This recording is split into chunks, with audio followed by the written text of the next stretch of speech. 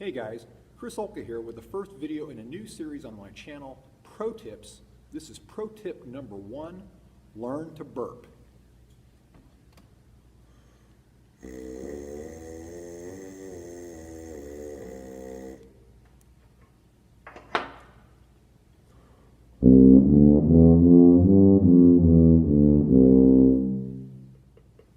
Okay, before going any further, I should issue a bit of a trigger warning. Trigger warning, trigger warning, trigger warning. The subject material that I cover in this video didn't used to be all that controversial very long ago, but it seems recently the notion of buzzing on your mouthpiece has become a bit of a hot topic. So, if you're one of those crazy brass players that think that there is a lot of benefit to learning to train your ear and by extension train the buzzing of your lips on pitch, and that you can find efficiency and clarity and just a higher level of skill on your instrument, then stay tuned. If, on the other hand, you feel that buzzing on your mouthpiece or on a visualizer or using any other kind of buzzing device away from actually playing your instrument is so different and has no application to what you actually do when you're playing your brass instrument, turn off the video now. Okay, if you haven't turned off the video by now, good for you, there's still hope. So, first of all, what is the burp? Burp is an acronym. It's B-E-R-P and stands for Buzz Extension Resistance Piece. It was created by California trumpeter Mario Guarneri. And basically what it is it's a plastic molded clamp with a separate tapered receiver for your mouthpiece, and you affix it to the lead pipe of your instrument, and then you insert your mouthpiece into the separate tapered receiver that has some holes drilled into it. And then it also has a separate sliding piece of plastic here that covers or uncovers various holes that are drilled in this receiver to dial in the resistance for the individual based on what they're working on or what their personal preferences is while they're buzzing. Most of the time I have no resistance. I just have all the holes uncovered. We'll cover that more later in the video. But what this allows you to do is to play your instrument. And by the way, he makes them for all brass instruments, from all the way down to the tuba, all the way up to the trumpet, and everything in between. But what it allows you to do is buzz on your mouthpiece while engaging in the various unique activities that are unique to your instrument. So if you're playing the trumpet or the trombone or the French horn or the tuba or the euphonium, or et cetera, et cetera, et cetera, it allows you to engage in both activities simultaneously. Most people buzz their mouthpiece traditionally away from the instrument, and they develop one set of skills that may or may not be very good, but then when they pick up their instrument, they do something different, and they do it most of the time without an awareness that it's even happening. So what this thing allows you to do is do both activities at the same time and build a bridge, hopefully between the good habits that you establish while buzzing on your mouthpiece and also replicating the physical activities and eliciting the stimuluses of holding your instrument while playing. So, more on that in a second. Okay, before I go on to why I think this is such a valuable tool and why you should immediately go out and buy one if you don't already have one or two or 10, I need to address the most common argument that I hear from players that don't buzz on their mouthpiece, don't teach it to their students, and feel like it doesn't really have any application to what they do when they're actually playing their instrument. The argument goes something like, I'm a good player, I make a beautiful sound, and I don't buzz my mouthpiece because in the past, when I have tried buzzing my mouthpiece, it feels and sounds so different than what I do when I'm actually playing that I just don't see the transfer of skills, and I don't see the value in developing two different skill sets as they feel that it is. My answer to you is this. If you can play well, that's great. But if you don't see the application of buzzing on your mouthpiece, it's probably 9 times out of 10 because you don't know how to buzz on your mouthpiece properly when you're not playing the instrument. It's just as simple as that. I know that that's a controversial statement and I'll get flamed for it, but almost every player that I know that makes that argument, first of all, they're mostly low brass players, and I'll go into why I think that is in a second, but it's mostly low brass players that tell me that. And it's because I just think that they have a fundamental misunderstanding of what they're going for when you buzz on the mouthpiece. Quite honestly, it's because you're buzzing incorrectly. So I said that I think it's mostly low brass players that make that, and I think that it comes from the idea that they hear higher brass players that buzz on their mouthpiece or use a burp or some kind of visualizer or tool like that, and they hear a really clear, distinct, pitchy buzz, especially on trumpet and French horn. Well, so then they sit down and they buzz on their mouthpiece dutifully on a euphonium or a trombone mouthpiece or a tuba mouthpiece, and they try and replicate that exact same type of sound. Now, I'm going to tell you right now, that's the wrong way to go about it. If you make a clear, focused, pitchy buzz, you're not making a buzz that actually has any application to what you do when you're playing your low brass instrument. And so in that regard, you'd be absolutely correct in asserting that there's no goodies or skill or transfer of ability from the mouthpiece onto what you do when you're actually playing. But then that comes from a misunderstanding of what you should be sounding like when you buzz on the mouthpiece, especially on the lower brass instruments.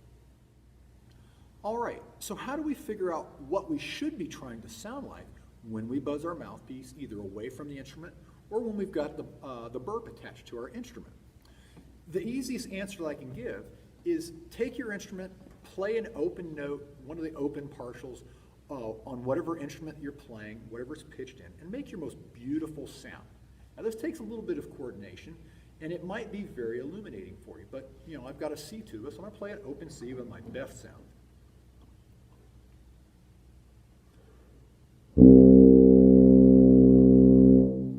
Now, while you're holding that sound, while you're making that sound, back your mouthpiece out, so make sure it's not stuck in the receiver, and pull the mouthpiece out while keeping the buzz going, and see what that sounds like.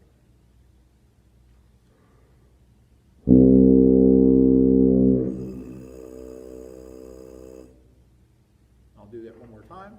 It's a little bit hard to coordinate if you haven't ever done it.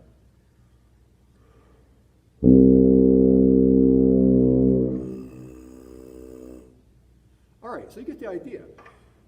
That sound that I'm making when I'm buzzing, when I pull the mouthpiece out after having played with my best tone, it's far from a clear sound. It's resonant. I don't know if the iPad microphones pick it up. It's a big sound, but it's not very clear. There's a lot of air. There's an abundance of air noise because I'm moving a lot of air to make that sound when I'm playing the instrument and when I buzz. Now, I'll tell you, the first time that I have people do it that don't practice buzzing their mouthpiece or say that they can buzz their mouthpiece and that they do practice the mouthpiece, when I have them do just that simple activity, the vast majority of people, as soon as they come out of the receiver, the buzz stops, lights out. And that's when they realize they've been relying on the crutch of all that resistance that their instrument provides. And they've probably somewhere in their embouchure, most usually the corners of their embouchure, are weak and undeveloped, and they can't sustain the buzz when they don't have the crutch of the instrument to lean on, so to speak. So if you want to know what you should be sounding like, challenge yourself to at least do this before you write off buzzing on your mouthpiece forever. Like I said, seat that mouthpiece in there, make your most beautiful note on an open partial, and challenge yourself to just do this much buzzing. Keep the sound going when you pull it out, and listen to what that sounds like. I'll guarantee, if you can do that one thing, you'll start understanding what the disconnect has been for all these years and why people make the argument that it's so different. It shouldn't be different, but unfortunately, we've heard all these other higher pitched instruments that make a very clear buzz, and that's the nature of the kind of signal they need to send into their instruments to be amplified. that's the right kind of buzz for a trumpet. That's the right kind of buzz for a euphonium, or for a French horn.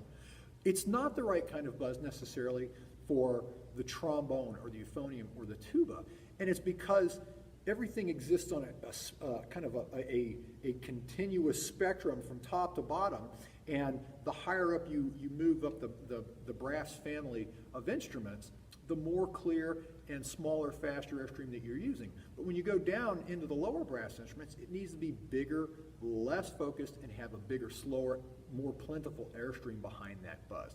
So let me demonstrate for you what that looks like and what that sounds like from a real world application. So first of all, I'll play again the open note and back my mouthpiece out.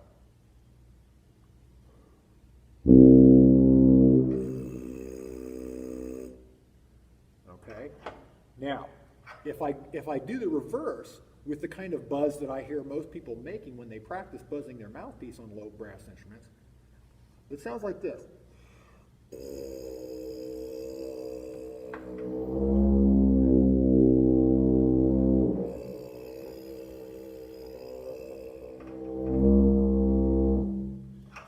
It sounds like a constipated didgeridoo. And you can tell, the sound's not very pleasant. It's certainly not resonant. And if I were trying to make you convinced of the merits of buzzing on your mouthpiece, you'd laugh in my face, and you'd be right to do it. So I told you I'd demonstrate why that is. So there's a C. That buzz, that buzzy buzz, that very pitchy, focused, lots of pitch in the sound buzz, guess what that means as far as an airstream, an airflow?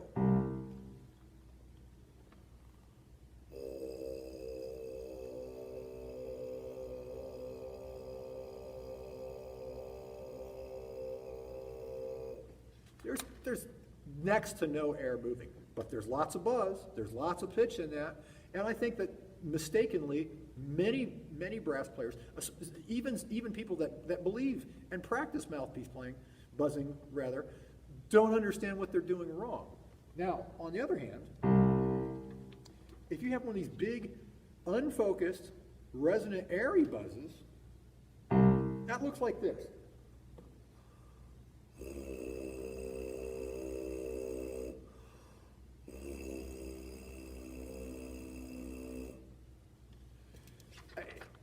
That's about as black and white, cut and dried as I can possibly demonstrate.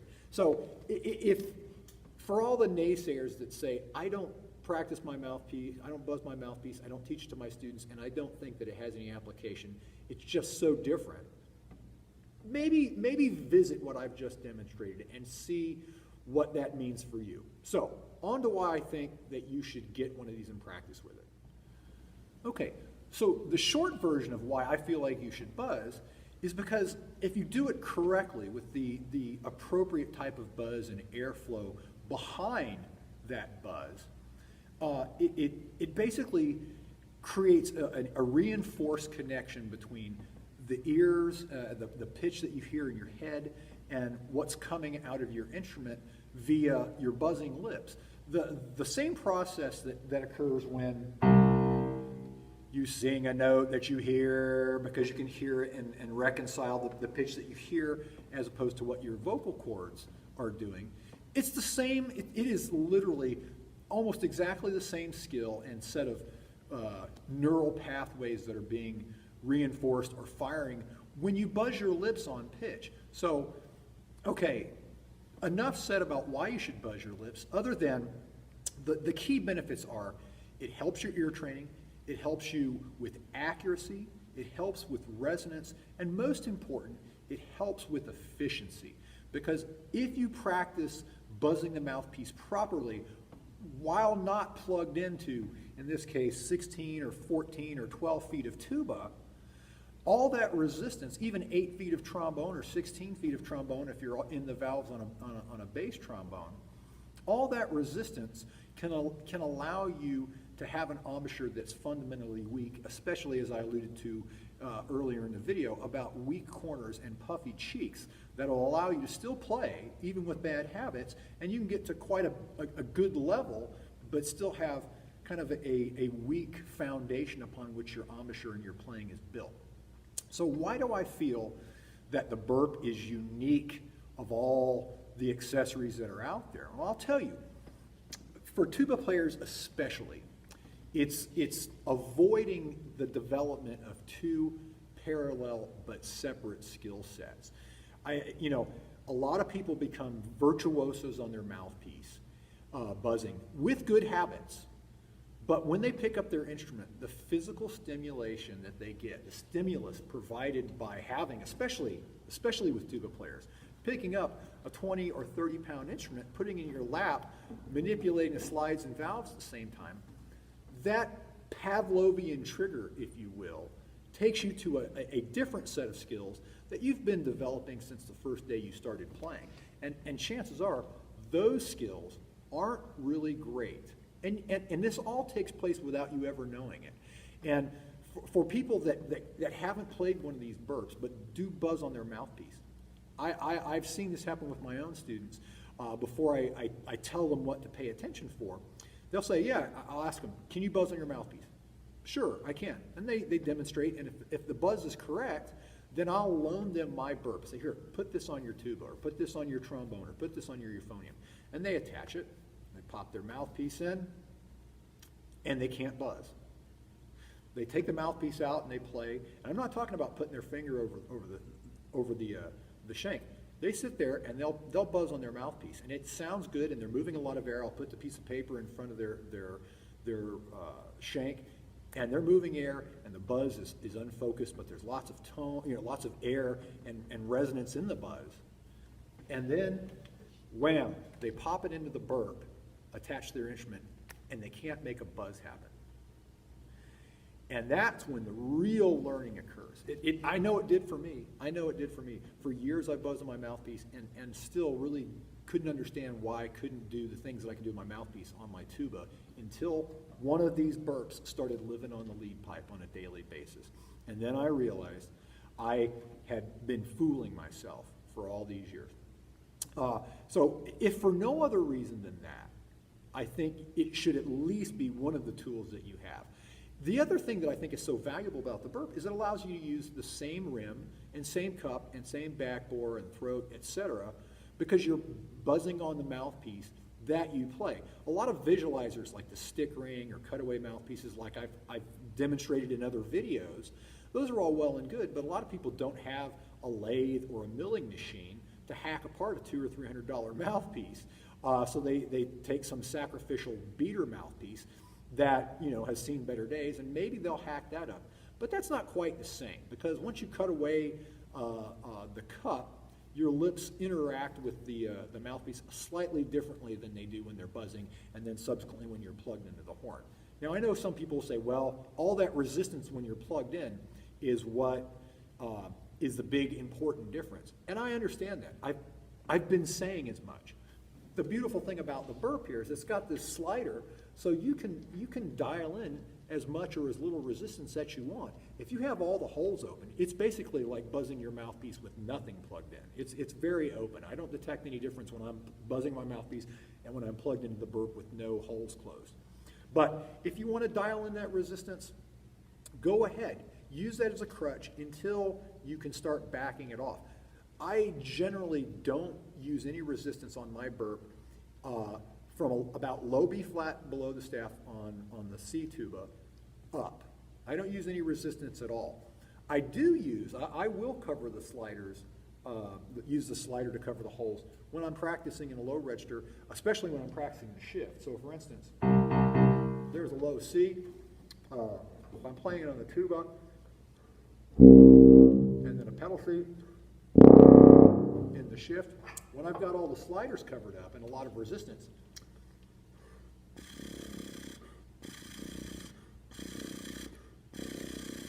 I don't know if you can hear the pitch. It's really muffled back here even, but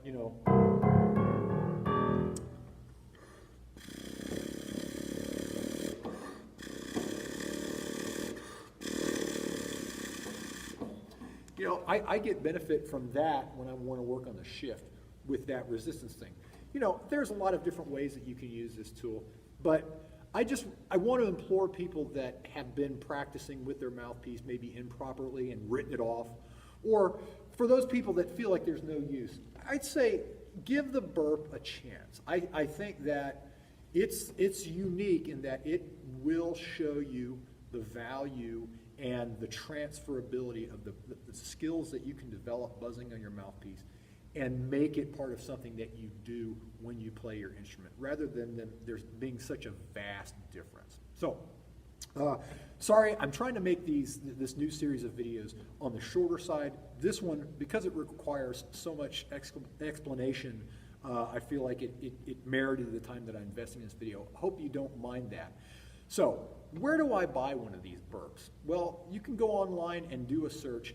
If you type in berp.com, that's, I think anymore, I don't know if you use www anymore, but if you go to berp.com, Mario Guarneri and his son Miles, that are running the business out in California, they have this nice, easy to use website. And for